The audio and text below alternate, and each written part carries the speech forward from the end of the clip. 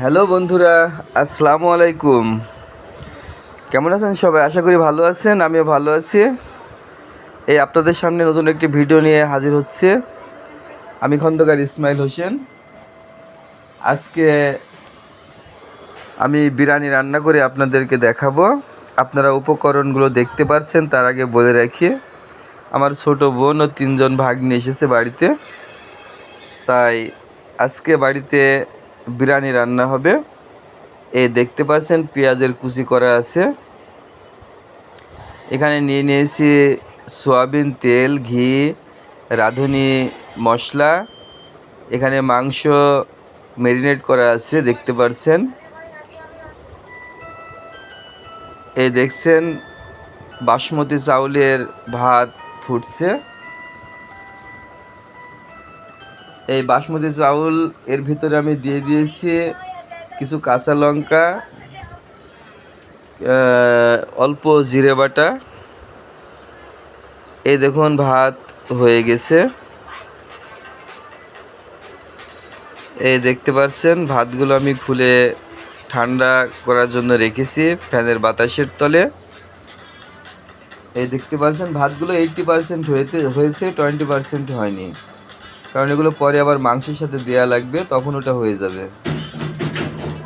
এই দেখতে পাচ্ছেন অনেক লম্বা লম্বা বাসমতি চাউল। এটা আমাদের দেশে পাওয়া যায় না, পাওয়া যায় কম, আর পেলেও 300-350 টাকা কেজি। এই চাউলগুলো আমি ইন্ডিয়া থেকে নিয়ে এসেছি। ওখানে ইন্ডিয়াতে ইন্ডিয়ান টাকা 110 টাকা কেজি, তার মানে বাংলা টাকা হিসাব করলে দাঁড়ায় 150-55 টাকা কেজি। তো ভিউয়ার্স, দেখতে পাচ্ছেন ভাত হয়ে গেছে, আমি ঠান্ডা করতে দিয়েছি। এখন আমি মাংসটা জ্বালাচ্ছি, মাংসটা সিদ্ধ করে নিচ্ছি। এই দেখতে পাচ্ছেন মাংস ফুটছে। এই মাংসের ভিতরে দিয়েছি আমি রাঁধুনি মশলা, এলাচ, লবঙ্গ, দারচিনি, শুকনা ঝাল কম, কাঁচা ঝাল বেশি। এই দেখতে পাচ্ছেন আমাদের হয়ে গেছে বিরিয়ানি। আমি বিরিয়ানিটা যখন মাংস এবং ভাত দিয়ে ভিতরে সাজাইছি, তখন আমি চারপাশে এরকম গমের আটা ছেনে আমি ওটা লাগিয়ে দিয়েছি। আমার ভাগ্নেরা অপেক্ষা আছে। এই দেখতে পাচ্ছেন একটা আনন্দের মুহূর্ত, সবাই প্রতীক্ষায় আছে।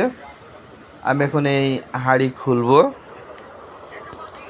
দেখি কেমন হয়েছে। এই দেখতে পাচ্ছেন হাঁড়িটা ওই আটা শুকিয়ে অনেকটাই লেগে গেছে, যাতে কোনো দিকে ভাব না বের হয়, বিরিয়ানির গন্ধ যাতে বের না হয়, সেই কারণে চারিদিকটা এভাবে লাগিয়ে দিতে লাগে। এ দেখুন আমি হাঁড়ি খুলছি। বাহ, খুব সুন্দর গন্ধ, খুব সুন্দর গন্ধ বের হচ্ছে। এই আপনারা দেখতে পাচ্ছেন চেহারাটাও অনেক সুন্দর হয়েছে। এই দেখুন, এখন আমি খুলে দেব।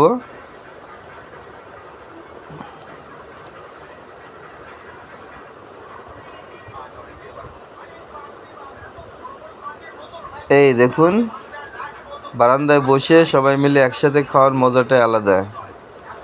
এই খাওয়ার জন্যে এই দেখুন নেওয়া হয়েছে